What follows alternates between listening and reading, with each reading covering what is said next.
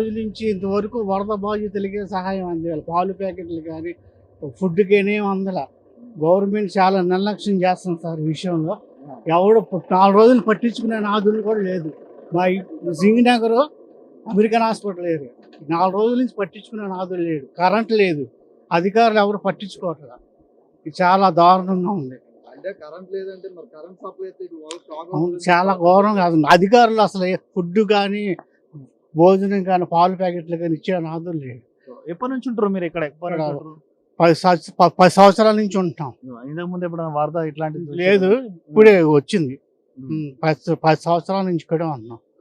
ఎప్పుడూ లేదు. ఇప్పుడు అన్నం లేనిది ఈ విధంగా ఈ వరద బాగా ఎక్కువైంది. ఫుడ్ కానీ, వాటర్ కానీ ఏమి లేదు సార్.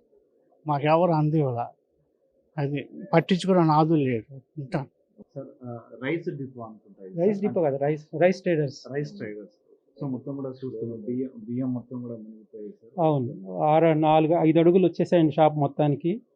దాదాపు 5 బస్తాల ఎత్తులో మొత్తం తడిచిపోయింది స్టాక్ మొత్తం. ఈ లాస్ అంతా చూస్తున్నారు మీరు. అంటే సండే రోజు సండే నుంచి సాయంత్రం లోపు మొత్తం బాగా హైట్ పెరిగిపోయింది. సో అంటే నీళ్ళు వచ్చేటప్పుడు ఏమన్నా మీరు పైకి తీసుకుపోలేదు సార్? ఏదైనా పైకి అంటే ఈ పైకి ఎన్నెన్ని తీసుకెళ్ళాం కదా. ఇక్కడ 2-3 మూటలు అంటే తీసుకెళ్ళగలం కానీ చాలా ఉన్నాయి కాబట్టి కుదిరే పని కాదు. అందులో ఎవరు కూడా హెల్పర్స్ కూడా రారు, ఎందుకంటే పరిస్థితి బాగాలేదు కాబట్టి. సో చాలా వరకు కూడా నష్టం జరిగింది. సో ప్రభుత్వానికి ఏమైనా విన్నవించుకుంటారా రైస్ సంబంధించి? మాకేదన్నా సహాయం చేస్తే గవర్నమెంట్ తరఫున కొంచెం నష్టపరిహారం కింద ఏదన్నా ఇస్తే కొంచెం మేలుకునే పరిస్థితి. ఇదే పక్కనే గల్లీ. సో ఎప్పటి నుంచి ఉన్నావు ఇంట్లో? ఎప్పటి నుంచి ఉన్నావు? మొత్తం సండే నుంచి ఉన్నావు? సాటర్డే. ఏమైనా అందినా మీకు పాల ప్యాకెట్ అంటే మా కాడికి ఏం రాలేదు, మేమే ఇక్కడ ఈ సందులోకి వచ్చి తీసుకున్నాం. సో మన ముళ్ళ మూట మొత్తం పెట్టుకున్న రేట్ వెళ్తున్నారు. ఉండవెళ్ళి ఇల్లు మొత్తం మునిగిపోయింది ఇక్కడ. 2 స్టేర్లు అయితే 1 స్టేర్ మునిగిపోయింది. 2వ స్టేర్ కూడా మెట్లు కాడకు వచ్చింది. ఇక ఎందుకు వెళ్తున్నాం. సో మళ్ళీ అంటే వాటర్ తగ్గింది కదా, మరి క్లీనింగ్ అవన్నీ ఉంటాయి కదా, టైం పట్టింది కదా ఈ నీళ్ళు వెళ్ళేపటికి. మళ్ళీ అది కాక రేపు 5వ తారీఖు 6వ తారీఖు మళ్ళీ తుఫాను అంటున్నారు. ముందు జాగ్రత్తగా మేలుకున్నాం.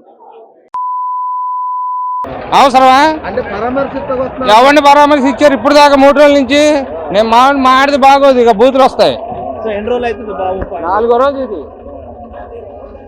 ఇది ప్రాబ్లమే.